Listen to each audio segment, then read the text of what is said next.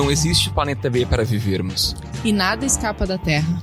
Emissões de gases, lixo, poluição, no máximo saem do nosso raio de visão. Mas nada vai fora, porque não tem fora.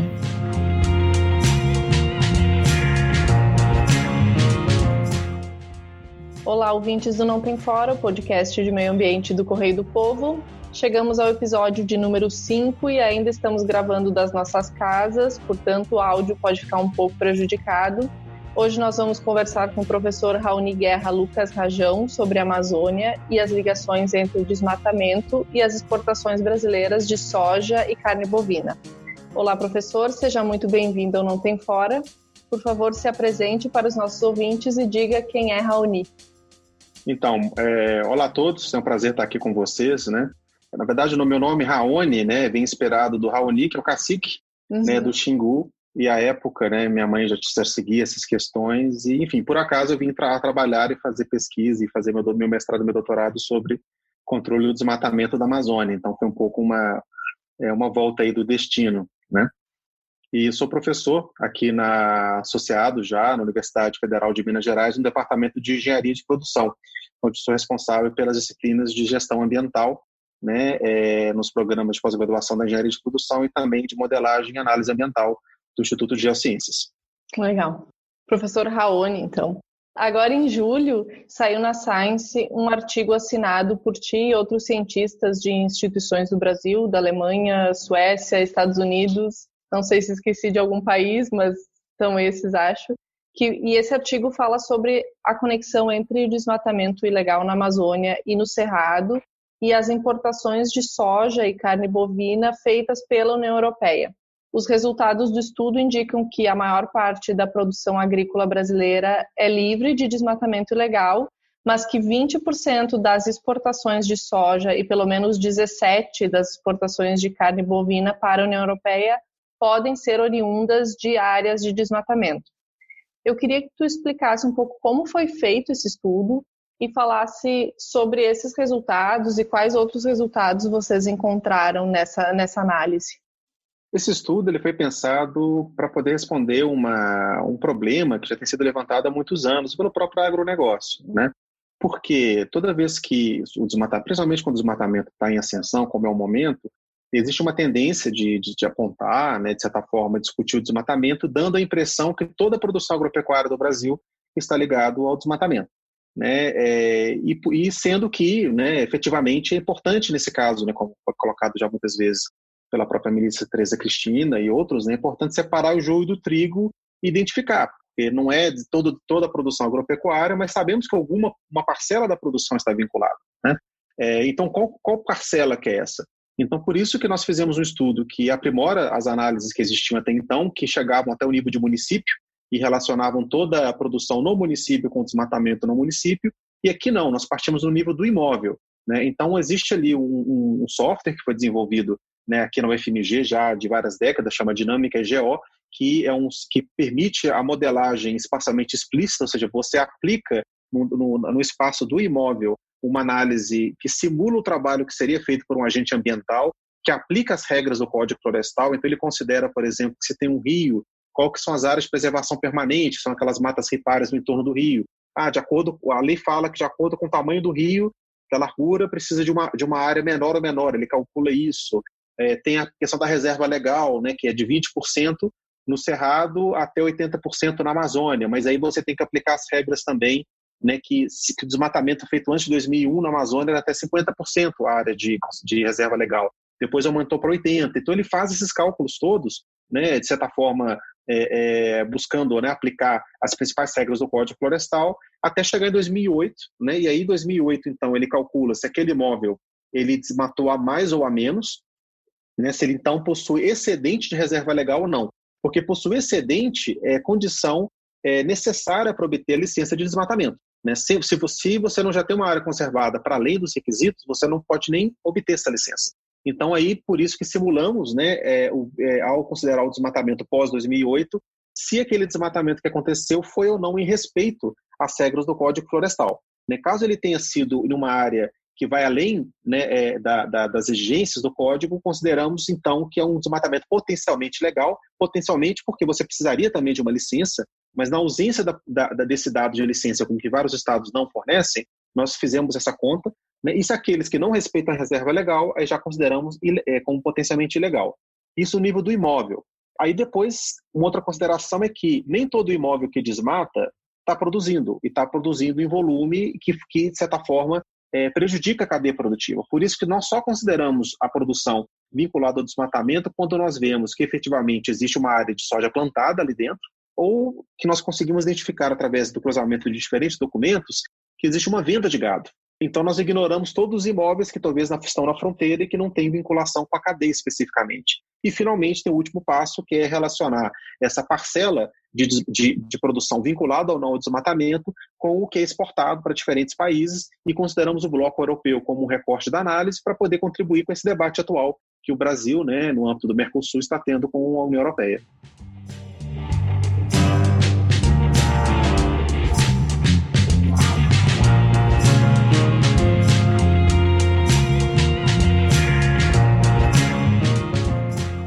Era a minha dúvida, o Guto já esclareceu como é que vocês fizeram essa separação entre área legal e área ilegal. Como é que vocês sabiam que essa soja plantada numa determinada área provinha de um desmatamento, mas se esse desmatamento era legal ou ilegal? Vocês calcularam, então, a partir das regras do Código Florestal e de licenciamento para saber como é que vem.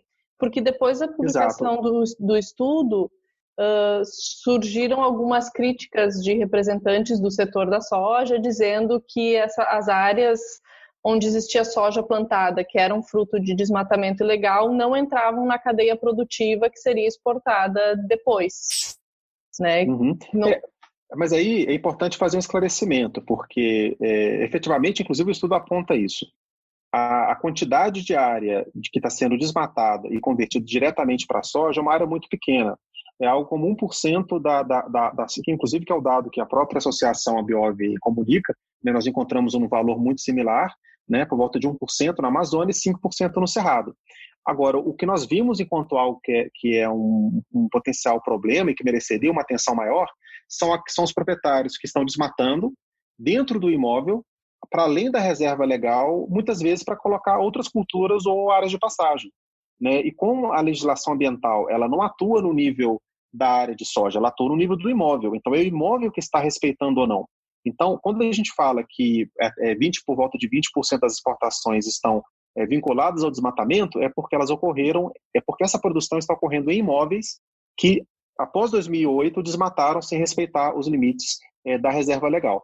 Né? E que, de certa forma, o ponto não é dizer que a moratória da soja, que, por exemplo, exatamente verifica essas questões, não esteja funcionando. Ela, nas suas regras atuais, está sendo cumprida, inclusive tivemos evidências independentes disso na nossa análise.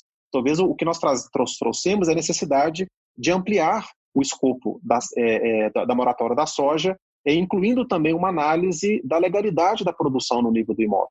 Né? Inclusive, sendo o nosso estudo agora fornece instrumentos para que isso seja feito. Uhum.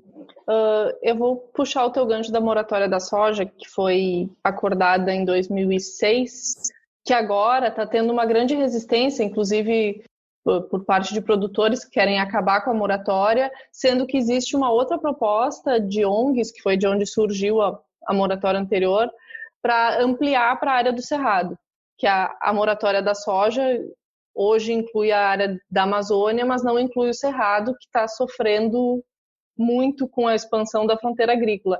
Queria que tu falasse um pouco sobre essa expansão específica no Cerrado. Como é que ela está se dando e quais são os principais problemas desse bioma específico?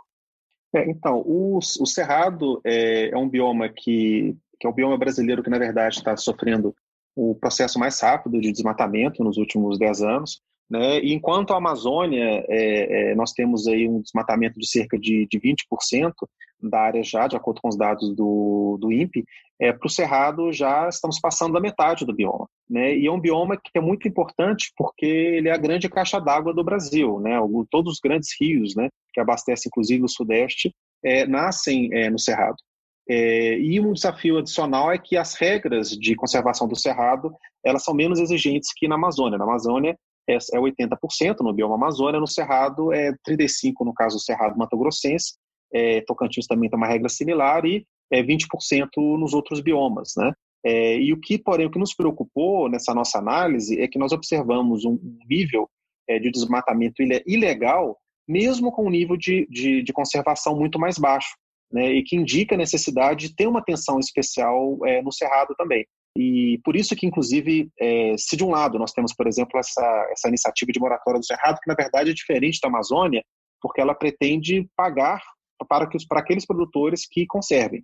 Então, não seria um processo que seria uma proibição e ponto, seria uma compensação também, né? Mas que não adianta só você compensar se o desmatamento ilegal continua acontecendo, né, em um ritmo substancial, né? E é por isso que nós vemos como sendo necessárias a convergência desses dois lados, né? Um controle maior das cadeias, né, utilizando mais tecnologia, e do outro lado também o pagamento por serviço ambiental para poder viabilizar a conservação dessas áreas que são excedentes de reserva legal.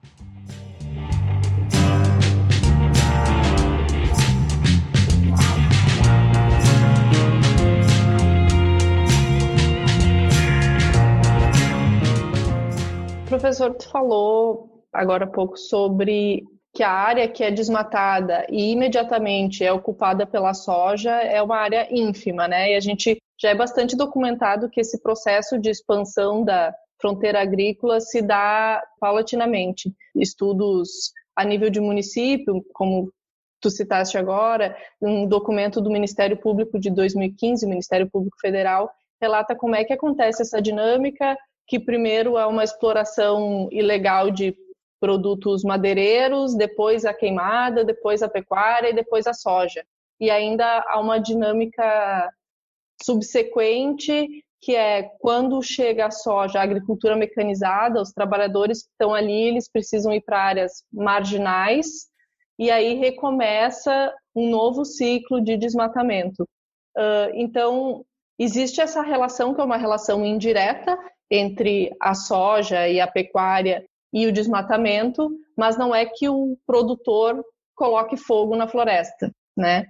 Então, a minha pergunta é o que se pode fazer em nível de legislação ou de sociedade, enfim, para se evitar esse tipo de dinâmica, essa dinâmica que não é uma dinâmica exatamente, é criminosa, mas é criminosa sutilmente, assim, ela não é o grande produtor que coloca fogo na floresta. O que nós temos observado na área de soja especificamente, tem essas ilegalidades, né, que contaminam a esses 20% da produção. Alguns casos são muito substanciais, são áreas de 5.000, 7.000 hectares desmatados para além da reserva legal, mas tem uma quantidade muito grande de casos, a maioria que são áreas relativamente pequenas, mas mesmo assim legais. Então, eu acho que, em primeiro lugar, é necessário, né, que a cadeia, ao melhorar essa capacidade, que também indique, né, para os produtores que é ilegalidade zero mesmo, né? E aí a gente consegue, aos poucos, estar lidando com isso. Mas, de fato, a conversão direta de floresta ela ocorre muito mais voltada, como esse processo muito bem descrito, né, principalmente para a pecuária, no primeiro momento, e depois, posteriormente, vem as outras fases.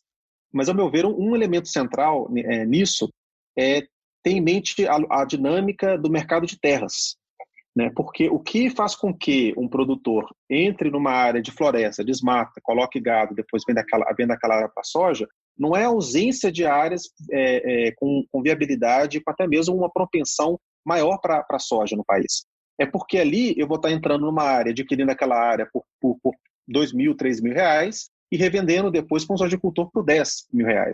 Uma área de soja propícia por soja no sudeste brasileiro, no centro-oeste, né, ela custa 15, 20, 30 mil reais. Né? Então, é por causa desse diferencial e por causa da ausência de controle nessa outra ponta, né, que você tem muitas vezes esse processo de avanço da fronteira agrícola, para poder você ter ganho de capital. Né? E isso, inclusive, nos faz questionar se esse modelo é viável e quais são os outros controles que podem ser feitos, para além da legislação ambiental, mas também olhando para a questão fundiária, para a própria forma com que são taxados os imóveis, a forma que é feita a titulação, né, desses imóveis, né, que nós sabemos que os controles ambientais do processo de titulação têm sido feitos de maneira muito falha. Né? Então, existem várias questões que estão no entorno também da produção agropecuária que acabam, de certa forma, respingando também na produção e na exportação.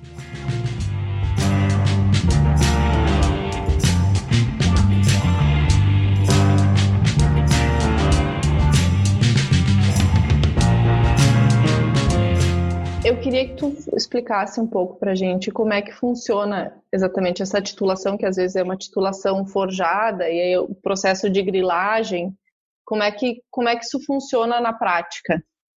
A legislação brasileira, inclusive está na própria Constituição, define que a terra ela tem que exercer o seu papel social. E tem dois grandes papéis sociais na Constituição, inclusive.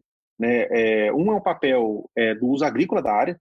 Né? Então, está claro, uma área que foi ocupada de maneira mansa e pacífica e que é feito o uso produtivo daquela área, né? Inclusive até as datas estabelecidas pela lei, atualmente a legislação permite isso para quem ocupou a área até 2008, pode pedir uma titulação.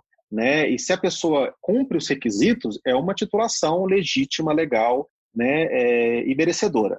Agora, a grilagem ocorre quando você tem intermediários que burlam esse processo, né, e acabam obtendo a titulação, ou mesmo sem a titulação, fazem a revenda da posse daquela área através de títulos paralelos, contratos de gaveta, etc., né, sem cumprir os requisitos. Né? E aí, qual que é o processo nesse caso?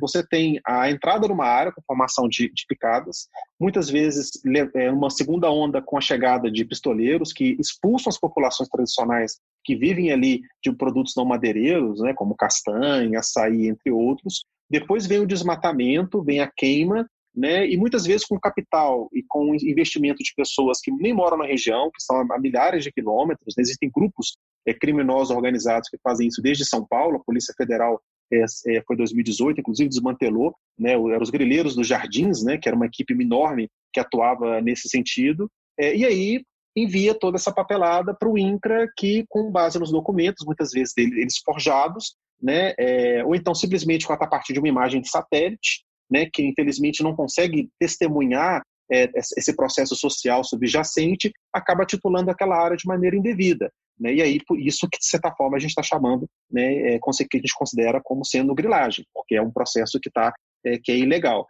Né? Então, aí é muito difícil, porque esse processo ele faz parte da história da ocupação da área e torna-se muito difícil separar o joio do trigo, porque você, de fato, precisa estar no chão e fazer um trabalho mais cuidadoso. Outro problema é o seguinte: muitas vezes você vai ter produtores legítimos, que ocuparam a área de maneira mansa e pacífica, e aí foi dado um título, mas toda titulação ela tem condicionantes, que têm que ser cumpridas no período de 10 anos. Em particular, condicionante 1, a área não pode ser vendida.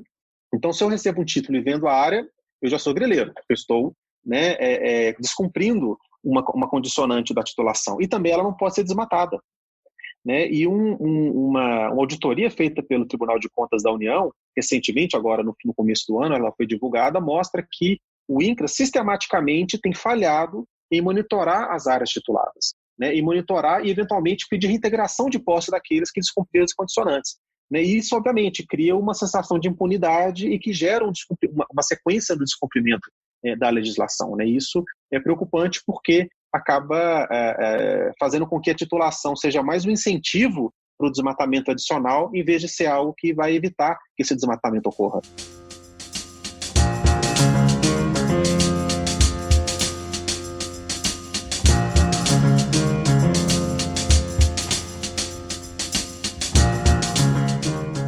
Citaste algumas vezes o novo Código Florestal, que não é tão novo assim, de 2012, mas enfim, se a gente pegar as taxas de desmatamento dos últimos 20 anos, a gente teve um pico em 2004, a partir de então houve uma queda progressiva até 2012, quando teve a aprovação do Código.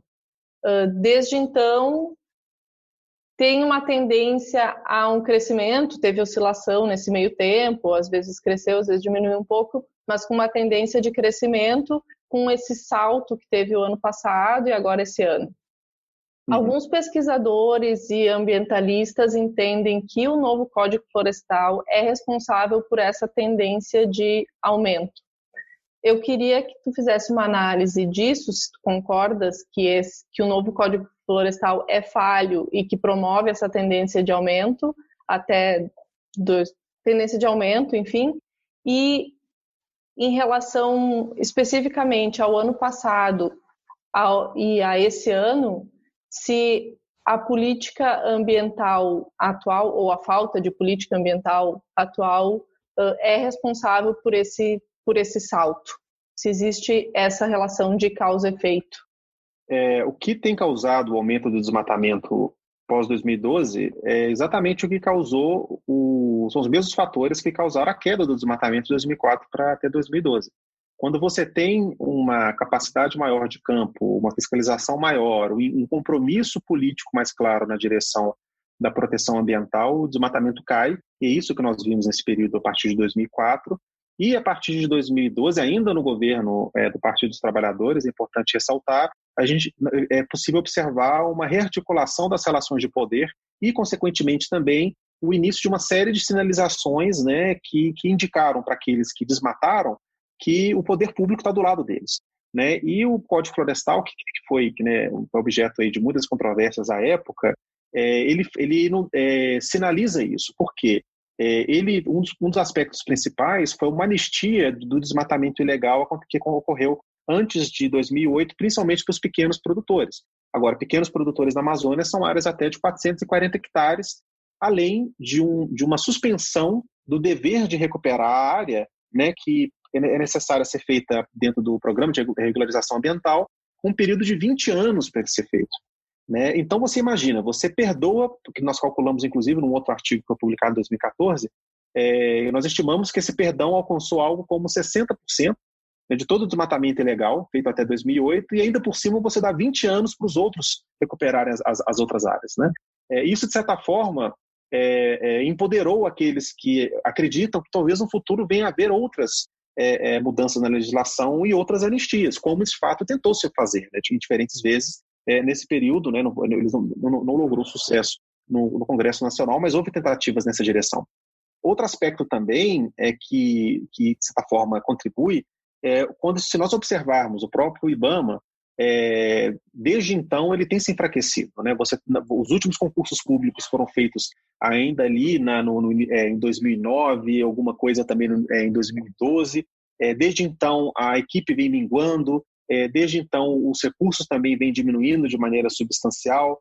Depois nós temos processos que incentivam, né, o desmatamento, como a própria medida provisória do governo Temer, que foi a antiga MP da grilagem, que foi feita à época, que se converteu em lei, que passou a data de entrada de invasão das áreas, que permitiria uma regularização de 2004 para 2008, né, e também enfraqueceu retirando as condicionantes ambientais da titulação. Né? Então, e depois nós temos ali, a partir de 2009, esse processo tornando-se ainda mais forte, primeiro porque vira uma retórica de campanha política, né? E é muito perigoso, né, quando você chega e afirma para qualquer setor que seja. Se você tivesse, por exemplo, um governo de um espectro político oposto, que dissesse publicamente que que consumo de drogas não é problema, que o tráfico não é problema, que as favelas deveriam ser deixadas em paz, é natural que tenha uma explosão do consumo e da venda de drogas e da própria potencialização do tráfico. Né? Quando você faz isso com relação ao desmatamento ilegal, como, né, foi feito, então é consequência natural que aqueles que estão agindo de maneira ilegalmente, né, os grileiros, os matadores, garimpeiros ilegais, também se sentam potencializados e colocam mais dinheiro. Porque, no final das contas, é sempre uma relação econômica. Desmatamento custa, em média, R$1.000 por hectare. É necessário equipamentos, né, tratores de esteira, que custam até R$1 milhão. Esse grande desmatamento que nós estamos vendo não é o pequeno produtor que está fazendo porque está passando fome. São grupos que estão fazendo para poder conseguir valorizar o capital, para poder conseguir obter aquela terra, para poder ter um lucro. Né? Então, todas essas medidas tomadas em sequência acabam possibilitando isso. E, finalmente, algo que é muito preocupante tem sido os processos que nós temos observado dentro do próprio IBAMA. Né? Primeiro, em abril, a mudança do decreto da Lei de Crimes Ambientais, né, que cria a unidade de conciliação, né, que poderia por si só ser uma ideia, mas um dos problemas é que, até então, se alguém desmatava ilegalmente 1.000 hectares, uma área absurda, ele tinha 10 dias para poder apresentar a defesa e o processo já começava a caminhar. Então, pelo menos, ele tinha um custo com o advogado. Né, e depois tinha que seguir esse processo. Hoje, a pessoa que é multada, chega para ela uma proposta de data de conciliação, que, pela informação que nós tivemos de dentro do IBAMA, já está chegando até 2021 ou além, e nesse período todo a multa está suspensa, não precisa fazer nada. Então imagina que beleza, você passa numa avenida a 150 por hora, chega uma multa para você em casa dizendo, se apresente na polícia daqui a um ano. A pessoa no dia seguinte vai passar 150 também. Né? Então isso fez com que, né, se enfraquecesse, além do processo que nós estamos vendo no IBAMA, que é a substituição sistemática de fiscais e técnicos com experiência no controle do desmatamento por pessoas, muitos deles policiais militares do estado de São Paulo, sem experiência nenhuma no combate ao desmatamento na Amazônia. E aí, como qualquer empresa, se você substituir os diretores experientes por aqueles inexperientes, a produtividade vai cair, a efetividade vai cair, a gestão vai piorar de qualidade. Né? E é isso que nós temos visto de maneira sistemática acontecendo dentro da gestão do ministro Ricardo Salles.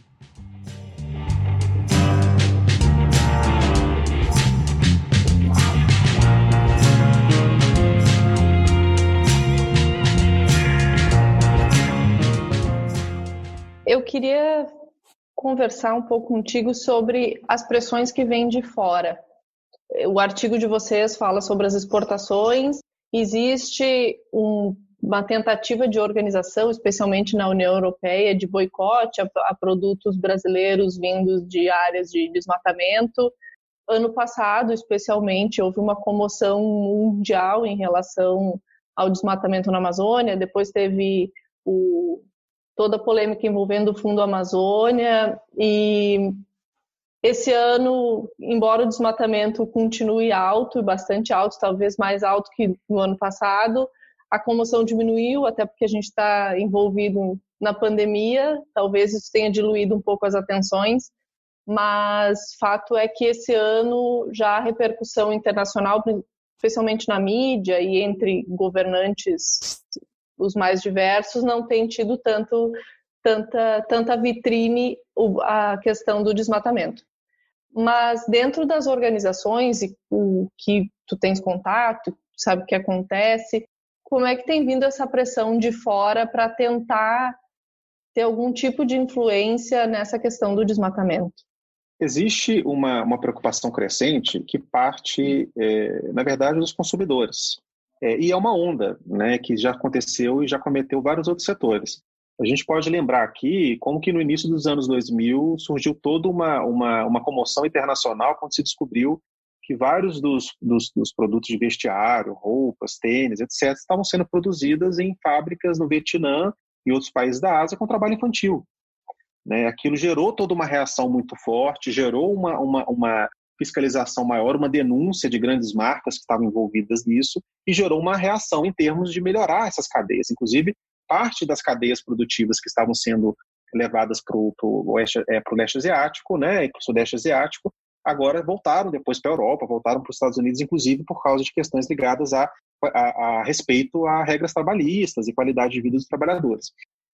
Nós tivemos também, mais recentemente, o embate entre a União Europeia e Malásia e Indonésia por causa da produção de óleo de palma, óleo de dendê, né, que a União Europeia propôs que até 2030 vai retirar, né, toda importação de óleo de dendê utilizado em biodiesel para fins climáticos, obviamente com impacto econômico muito grande. Né? Isso por causa de pressão de consumidores que gostariam de consumir produtos que têm uma origem importante, né? Uma origem que não prejudica o meio ambiente, os direitos trabalhistas, etc. A mesma coisa agora está acontecendo com relação ao Brasil. Então, acho que o primeiro ponto é colocar isso não como uma reação ao Brasil, mas como uma exigência maior de consumidores de diferentes países do mundo, principalmente os países com nível educacional mais alto, com relação ao que eles comem, com o que eles consomem. Inclusive, é algo que está chegando na China. Né? A COFCO, que é a maior importadora de soja do mundo, que é uma estatal chinesa, disse que até 2023 vai começar a monitorar as cadeias deles de importação de soja com relação ao desmatamento também. Né? E em meio por algum motivo foi pandemia, mas em meio a esse debate todo, a China vetou a importação de carne de alguns frigoríferos, inclusive no estado de Mato Grosso, né? Ou seja, ele já mais próximo da fronteira do desmatamento. Então isso, de certa forma, é uma tendência global. Né? E é claro que isso assusta muito o Brasil, porque se de um lado o Brasil ele tem uma competitividade econômica na produção muito boa. Agora, competitividade não é só produzir barato. Competitividade é você ter uma marca, né, você ter características do produto para quando o mercado tiver uma opção, se ele vai comprar de A ou de B, ele optar pelo seu produto. né? O Brasil, como ele basicamente tem sido o único país no mundo capaz de absorver, né, a demanda crescente de produtos da China, ele não tem muito se preocupado com essa dimensão, né, de certa forma, ter um produto que se tiver uma escolha, ele vai se comprar soja brasileira e não argentina, por exemplo. Mas uma hora isso vai chegar, né? Inclusive porque essa demanda está acontecendo em diferentes países, inclusive China, e tem, nos próximos 20, 30 anos, as próximas fronteiras agropecuárias podem estar surgindo, inclusive, na África, inclusive na própria Europa, dependendo do incentivo dado para a agropecuária. Lá é mais caro produzir, mas eles podem estar produzindo mais também soja lá, no próprio Estados Unidos. Então, existe aí uma necessidade do Brasil absorver isso de maneira mais construtiva, pensando no longo prazo.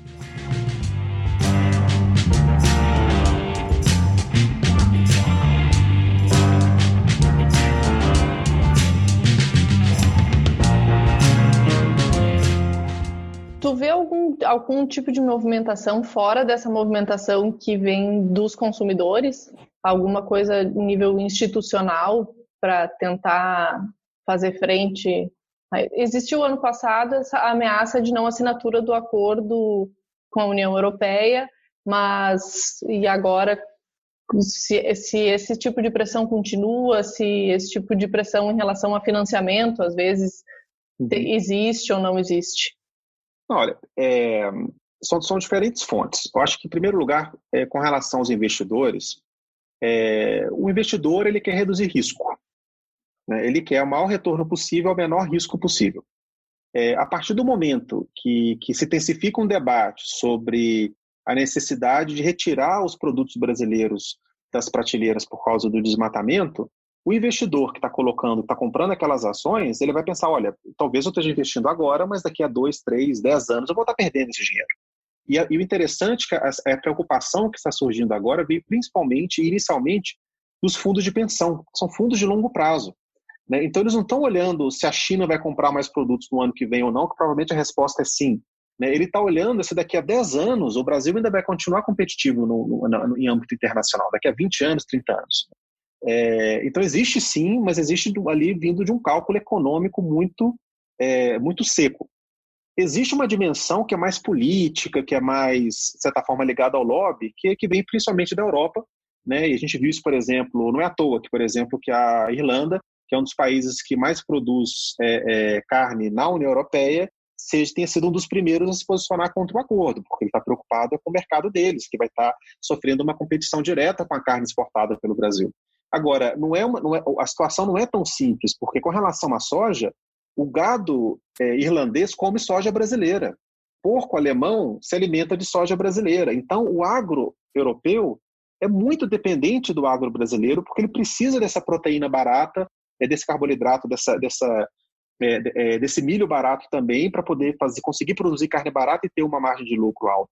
Então, acaba que quando você olha de perto essas tendências, esses lobbies que estão acontecendo no agro europeu, não é só não dá para poder explicar essas reações somente por uma questão de racionalidade econômica do agro europeu que se protege. Existe ali também, e talvez diria até de maneira mais proeminente, essas preocupações dos consumidores e as marcas europeias, principalmente, mas também americanas e começando em outros países, que estão preocupadas em fornecer um produto para os clientes que, de certa forma, atenda às demandas deles.